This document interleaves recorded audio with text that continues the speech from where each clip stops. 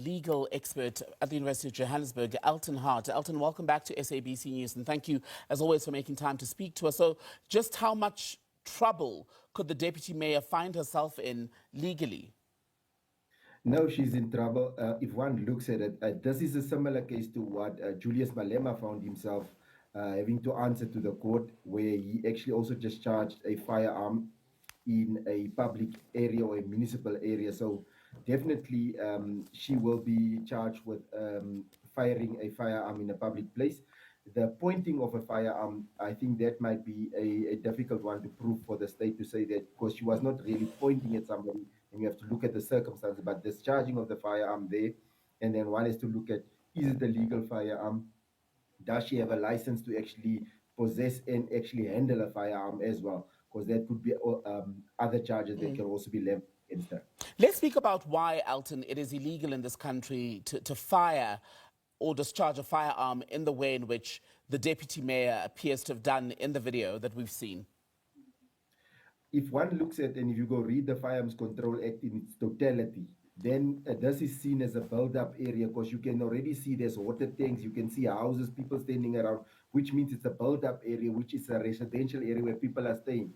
Because a stray bullet can go through a roof, can get through a car's window. So that in itself, under the Firearms Control Act, is not a safe manner in handling your firearm. So under that circumstances, that makes it then a offense, because as a firearm owner, there is certain regulations. When discharging a firearm, you need to check that the environment is safe. And there you can clearly see from the video that there's people standing there chanting and clapping hands. They might be happy, but that's a very dangerous situation there. Nokuzola Kolwapi now claims in a statement that what we see her firing is in fact a replica or a toy gun. I'm not sure if the two are exactly the same. In what ways does that, if it is true, change the picture, and how will it have to be tested? But I don't even think that she must think that we smoke grass or something. You can already see from that gun, the discharge, you see the cartridges that actually springs out the back of that gun. To tell me that that is a toy gun. A toy gun doesn't do that. Even a BB gun, it doesn't discharge these cartridges. So for me, her to show that that is a toy gun, then she must bring that toy gun. I don't buy that story. I don't buy that story for 2 days. And ultimately, could that land her in more trouble if indeed what she was using was a real gun and she is possibly lying by claiming that it was a replica? Would that make the case against her worse?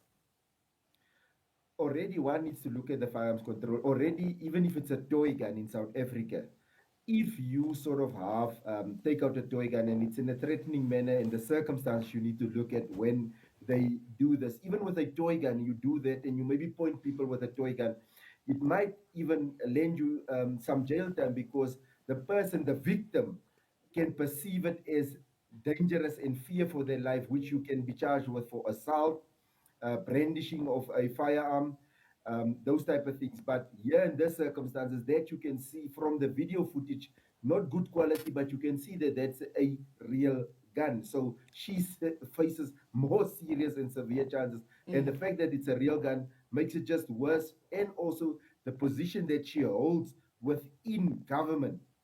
She is, there's a higher scale or a test that is applied to her, because it's not just the layman's test. Now it's going to be, you are office bearer, you should know better, because you sit in legislatures where laws are made and discussed, so you should know better.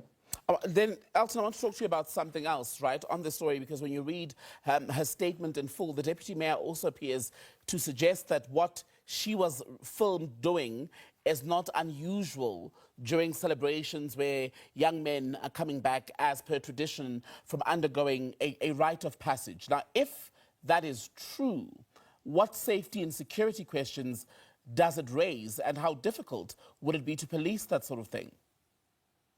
No, it's indeed difficult. And I mean, there is mechanisms, what they call like a shot spotter and those type of things, so that you can actually have these types of drones fly in the area to actually hear this. But for her to come and tell me that this is not unusual for homecoming. 50 years ago, boys were coming home from the mountain. We didn't shoot guns in the air. We didn't throw spears in the air, for that matter of fact.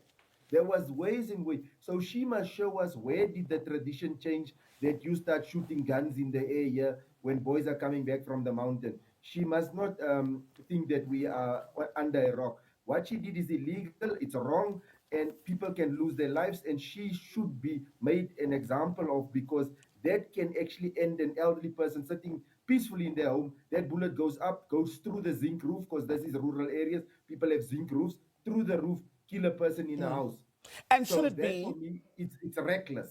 should it be, Alton, this incident, and indeed the suggestion that it's more common than many of us are familiar with, should that be read in the same prism, especially in the Western Cape where this happened, the same prism of the conversation around gun control? The thing is, like, if you say it's common, it's not. Murder is common in South Africa, but it doesn't make it right. So you can say this practice is common. It doesn't make it right. So it's because we have that disrespect for the laws of South Africa that people now tend to think they can do these lawless things and get away with it. And especially if they have a little bit of political power in their back pocket, then they think they're even untouchable. And this should never, ever be condoned by anybody, and even whatever excuse. It's, and look at that reckless way. If you look at it, how she's running with that gun, and these old people are dancing, they could have easily been shot by a misfire there, and that is dangerous.